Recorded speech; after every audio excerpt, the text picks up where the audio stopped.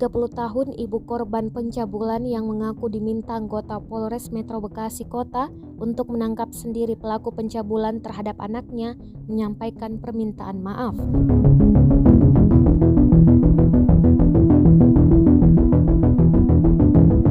Permintaan maaf itu dilontarkan setelah anggota polisi dari Polres Metro Bekasi Kota mendatangi rumah DN dan meminta klarifikasi terkait penanganan kasus yang dikeluhkannya.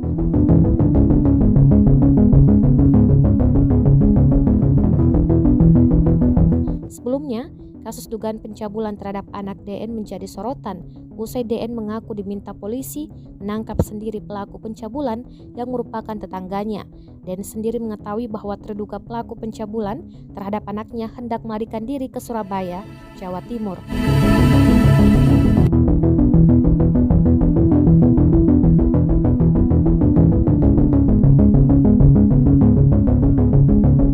Denny yang takut kehilangan jejak pelaku pun kemudian meminta bantuan saudaranya untuk membekuk sendiri pelaku di stasiun kereta api sebelum pelaku terlanjur kabur.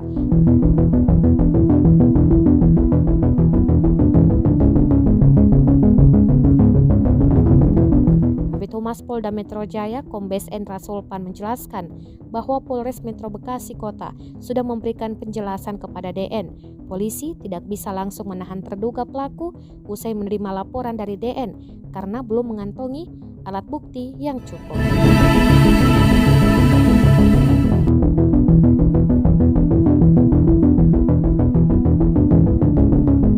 Kemarin saya dalam keadaan emosi. Mohon maaf Bu, kejadian kemarin itu saat ini apakah sudah ada penjelasan dari tim PPA ataupun tim Polres lainnya Bu? Sudah ada penjelasan.